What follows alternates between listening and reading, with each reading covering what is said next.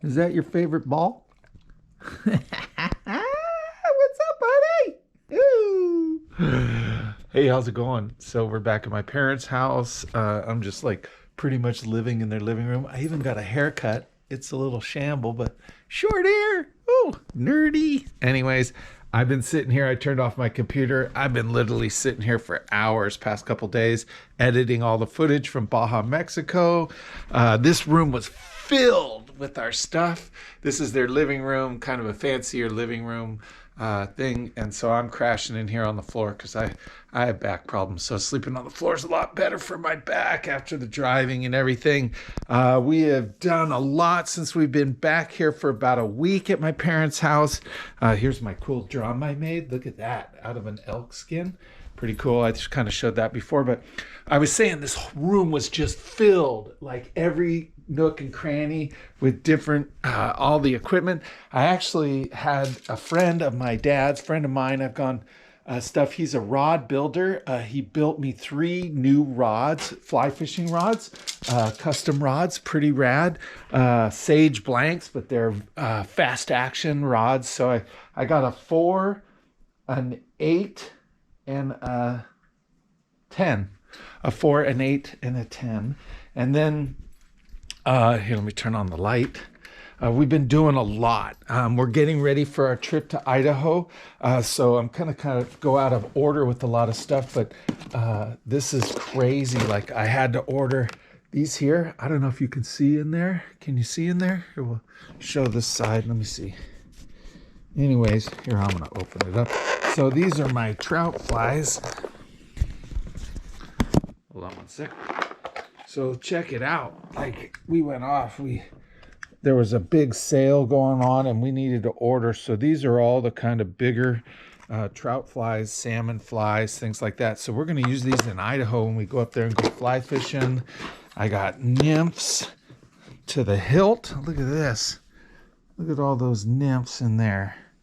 All different sizes and shapes. And then we got on this side too. This box isn't full yet. I haven't stuffed it yet, but a ton of different freshwater patterns for trout fishing. And then what else? Oh yeah, look at all these mayflies, dry flies in this box. I got a ton of mayflies and dry flies in that box. And then I got these other boxes here full of flies. I mean, I went off. I basically ordered about 800 to 900 flies because I didn't have any. You know, when my injuries happened, I ended up selling everything I owned. I didn't have any fly rods, nothing. And so even the stuff I used down at Mexico, we got a pro deal from a company, sponsored us, and we got reels and flies, and then another company sponsored us for fly lines and stuff. And Cortland and Temple Fork Outfitters, thank you so much, you guys. You really helped our trip be amazing. And then that's like, there was a huge sale. Springtime usually has huge sales for trout flies and stuff. So we bought a ton, got outfitted. Like I said, I got some new rods, reels. We've just been hanging out. But this whole room was, like I said, filled with stuff because I stripped everything out of the truck, everything out of the trailer, all my backpacking gear, all the fly fishing gear, all that sort of stuff. That light's going out. I don't know what's going on system. But yeah, so sorry about no lights and stuff, but we're basically just hanging out at my parents' house when Nagi loves it out here because look, there's a big old pool. There's a nice backyard, and my parents have a dog named Bella, and they hang out and they watch. In that tree right there, there's a squirrel, and that's when Nagi's watching the squirrel right now because my parents put like nuts out and stuff and feed the squirrels, and then the squirrels hide up in the trees and taunt the dogs running around. But anyways, that's what we got going this morning. I was just editing videos, like I said. Kind of dark right here. Let's go out in the sun. Yeah, I was this morning just sitting in the room there on my laptop editing videos. It's literally, I had about 8 hours worth of video from Baja. So I was editing, cutting out all the extra stuff, because that's, you know, you have a lot of extra footage and stuff and you got to go through. We're hanging out probably another week. My sister's actually coming from New York City. That's where she lives. She has a clothing business and a store up there that she sells her clothing. She has it lived in India forever, and so she just got back from India, had a bunch of new clothes and fabrics and textiles made, really nice stuff. And then she's going to be out here doing a show with some people selling her clothes, and so it'll be nice because my parents, my sister, will all be together for a little bit. Look how beautiful this is. Look at this. My parents' backyard is just gorgeous. Look at this. It's just, the pool's nice and everything, but look at this over here. This is why the dogs like it so much. This is why I like it so much. Look, it's like being in the Philippines. It's like a jungle. Look at this. Look at this. It's absolutely an amazing backyard. There's even in that tree right there, there's a beehive. There's honeybees in there, wild honeybees, which is kind of cool. And they're making honey and stuff, but we don't go over there. We kind of let them have their little space. But yeah, just look at all the bushes and the trees and all the plants. It's pretty amazing. But just nice backyard and big old palm tree. Look at that. Just like the Philippines. Hey, I feel at home. Anyways, all right, well, that's it. I'll show you the trailer. Like I said, we cleaned it all up. It was full of that Baja dust, which is like a silty dirt sand kind of dust. And it was crazy. And then we did some work on the trailer too, which I'll show you. So here's the trailer. We're actually in my parents', there's our truck up there on the street. And then this is my parents' house. This is where I grew up from a young age. I mean, I think I lived here since I was about 7 years old. I'm 55 now. So I got my camper here. We put a board in here, my dad and I, we cut it down, fit it in, because what it is there's a glass window behind this, and since the cab of the truck isn't sitting here to protect it, a rock could get sent up and break that window. So it's not permanent, just kind of duct taped it in, but it's in there good, and it'll keep that window protected from getting broken out. And then we just washed the thing. Look, it's not covered in dirt and debris like it was before. And then I'm gonna put these flies up in there. That's a whole box of fly fishing flies, all trout flies. But I spent hours washing the outside, washing the inside. Let's see what it looks like. 1 second. But yeah, here, look.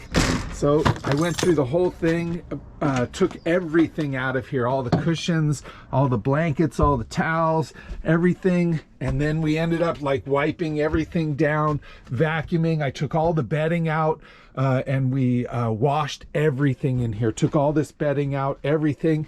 And then actually on the bed now, I actually went and bought a 3-inch memory foam pad. It only had a 2-inch in there. So I put a little more foam padding in there. And then I put the 2-inch down here for Wanagi. And then it's the second bed. So if I have people come visit or whatever, you know, they can share the bed with Wanagi. No, that's Wanagi's bed, but they can come in. And then I cleaned out all this and then repacked it. So this is all my backpacking gear on this side.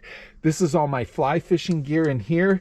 We've got reels, we've got, I mean, there's what, 12 rods in there right now, and I still got a couple more rods I got to add in, and then a lot of electronics. Here's our metal detector. Yeah, we pretty much cleaned out this whole thing because it, like I said, it was pretty filthy after the Baja trip. I mean, that was 4 months, you know. Yeah, we just, all our fly fishing gear. This is my chest pack I wear when I'm doing trout fishing. And then, like I said, here's even more flies here. Here's all our saltwater flies, all our steelhead salmon flies, and stuff like that. So we're just getting organized, getting stuff put together so that we can hang out. My sister, like I said, my sister should be here by, I think, in a week. So, hey, how's it going? So, like I said, we did a bunch of work on the truck.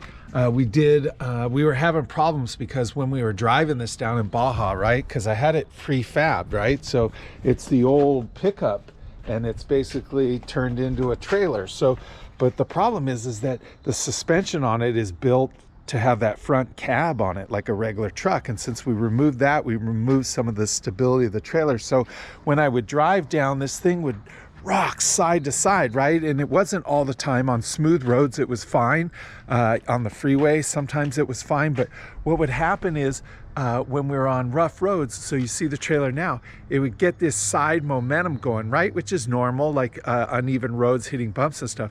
But it would get momentum and it would get going even more and more. It wouldn't slow down, and it was scary. It was pulling the truck, actually, my pickup truck, right?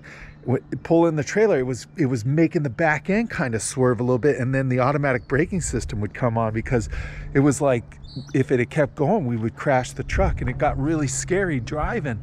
I couldn't go over about 40-45 miles an hour, and even then it would start happening on some of the rougher roads down there. So basically I was like, uh-oh, you know, I don't know what's going on. But they built the trailer fine. It's nice and centered and everything. It's just that it wasn't built to not have that front chassis. So I got this thing right here, and it's this whole system, right? So this is the chassis of the truck, the bag frame of the old truck. And so I got this thing, it's called a sumo spring, and I mounted it to the frame here, and then we also mounted another piece here to the springs. These are the basically the suspension of the truck. And so what this does is it has these big rubber pieces here. This is the top piece, this is the bottom piece. I actually need to center this one side a little more. This bottom piece needs to come out this way a little more. And so, but it's not a big deal, because there's a male end that comes up in here. This thing's hollow with a female, is basically a female, and this has got a big rubber point on the bottom of it, and it sticks up in the inside of this to keep it centered on itself. And I'll loosen this and push this jacket up a little bit, and this will get moved forward, and then I'll retighten it down so it'll be more centered, because it should be directly over it. It's still okay, it's not bad. But what this basically does is all this heavy, thick rubber here takes a lot of that sway out of the truck, so it doesn't sway anymore. I'll show you the other side. So I had to jack this thing up. I had to put some stands under it, and then you can see this one, look, they're lined up, but much cleaner lined up here. And it's just because I need to move this rubber piece outward. And I do that, there's a nut under here once I jack it up, and I can move this bottom piece forward a little bit, and then they sit more directly over each other. And this is a dampening system, so it really, the truck still moves when you hit a bump, but it doesn't get that momentum and start going back and forth. So it's a much more safer ride. It stabilizes the trailer a lot better, and so we're pretty stoked. And like I said, I just need to loosen this and move it out this way a little more is all. It'll be easy, no big deal. I mean, I could leave it like this and it would be fine, but it'd be better if it's directly stabilized over the top, just more direct. So we'll just make that adjustment. It'll be fine. And yeah, so it's good to go. Oh, and then the final thing we did is, because the person who owned this trailer before me, she backed into a tree. Teresa's probably watching this video. So she had a repair done, but the repair broke, slipped out. And so this I caulked before the Baja trip, but the caulking kind of wore out and it was starting to separate. So I got this harder kind of a sealant, really tough stuff. And I sealed all the way along this here. And so to stop that separation from happening, it's not a big deal. It's just when I tighten that, when I lower the top down to here, and then this little thing goes up and right over there, that top bracket over there. And when that pinches down and holds that top down, there's 4 corners. So 2 on the back, 2 on the front, and they just hold the roof down while you're traveling. But that had just kind of separated a little bit, no big deal. And so I think we got that taken care of with that stuff. Ought to hold it really good. It's pretty strong stuff. I might even add some more. This one has been curing for about 2 or 3 days. Left the roof up, didn't put any pressure on it. And then maybe what I'll do is come in and add some more to that, so we get another layer of it that'll dry on there, and it'll be extra thick and extra strong. We won't have a problem with it.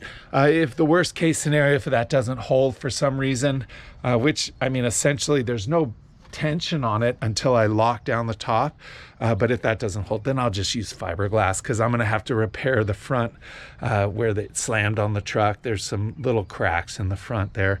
I covered them with white duct tape, no big deal. That'll hold for a while. Keep the weather out. It's not going to leak or anything, but we may eventually fiberglass that front. If I do that, I'll just do this too. I have experience with my boat doing that. But that's it. Otherwise, I think we're pretty good. The trailer's all cleaned up, ready to go. Everything's clean, the towels, plenty of space for me to store food and my my clothes and everything else that I'm going to be putting in here for our next adventure. So yeah, that's it. All right, well, that's what we got going on. I'm going to it's a nice cool day. I'm going to take Wanagi for a walk, go down to this cool outdoor park, wild kind of space here, and let her run. It's the cliff sides, overlooks Huntington Beach down there, and she can just run along the cliffs up there. It's safe, it's fun, and she gets out and off the leash a little bit. And for me, walking is good too. And then later today at about 1 or 2, the guy who built me all those rods, the fly rods, custom rods, he is actually getting rid of a lot of his old equipment. I scored like 4 or 5 fly reels, a bunch of flies, fly lines, like all sorts of different stuff, and going back over there today because he might have some more stuff that he wants to get rid of. He's not able to fish anymore. He's gotten a little older in age and some back problems like me, but his are a little more severe. So we're probably going to go over there and score some more gear. And then, yeah, that's it. So that's what we got planned for today. We'll bring you along depending on what we do. And peace back inside.